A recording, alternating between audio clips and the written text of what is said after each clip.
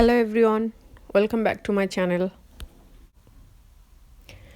আজ করব লাচ্ছি আর দেখিয়ে দিব কিভাবে খুব সহজে সবাই তৈরি করতে পারে। এটা বাচ্চাও তৈরি করতে পারবে। এই লাচ্ছিটা যে কি ভীষণ মজাদার এটা আমি আর বলবো না, কারণ বলে কোনো লাভ নেই।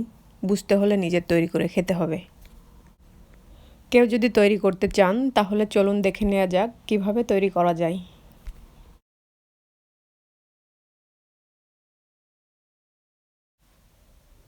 লাচ্ছি তৈরি করতে আমি বড় একটা বোলে 300 ml বাটার মিল্ক নিয়ে নিব আর নিয়ে নিব 1 কাপ টক দই।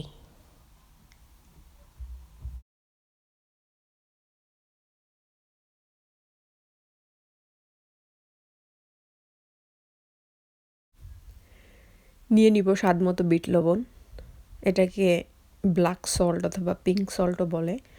আর নিয়ে নিচ্ছি স্বাদমতো লেবুর রস। খুব ভালো রেজাল্ট এবং খুব ভালো সুগন্ধ পাওয়ার জন্য বাজারে এক ধরনের বড় লেবু কিনতে পাওয়া যায়, যার স্কিনটা ভীষণ মোটা আর ফ্লেভারটা নর্মাল লেবু থেকে অনেক স্ট্রং। ওই লেবুটা নিলে সব থেকে ভালো রেজাল্ট পাওয়া যাবে। আমি এখানে লেবুর রস এবং খোসা দুটোই ইউজ করব। কারো কাছে পিলার না থাকলে ছুরি দিয়ে ছোট ছোট টুকরো করে দিলেও চলবে। আর তারপর আমি পুরা লেবুর খোসাটা আমি ইয়োগার্ট মিক্সের ভেতরে দিয়ে দিব, তাহলে আরও বেশি গন্ধ আসবে। আর যদি কারো কাছে এই লেবু না থাকে তাহলে নর্মাল লেবু থেকে রস দিয়ে লেবুর পাতা দিলেও গন্ধটা অনেক ভালো আসবে।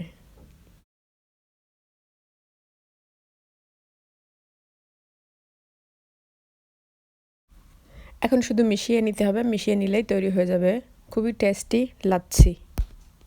কারো কাছে যদি বাটার মিল্ক না থাকে তাহলে কিভাবে বাটার মিল্ক ঘরে 2 মিনিটেই তৈরি করা যায় আমি লিঙ্কটা ভিডিওর নিচে দিয়ে দিব, চাইলে দেখে নিতে পারেন।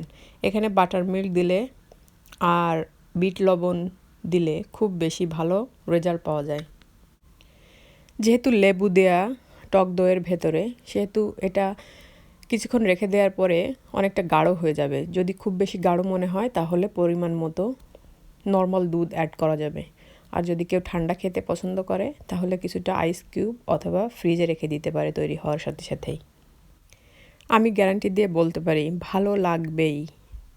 এটা বোরহানি থেকে আরও অনেক বেশি টেস্টি। যদি ভালো লেগে থাকে তাহলে বাসায় ট্রাই করবেন। আর প্লিজ আমার চ্যানেলে সাবস্ক্রাইব করবেন। আর অসংখ্য ধন্যবাদ সময় নিয়ে ভিডিওটি দেখার জন্য। এখন আমি দেখিয়ে দিচ্ছি আমি কেমন কনসিস্টেন্সি রাখছি।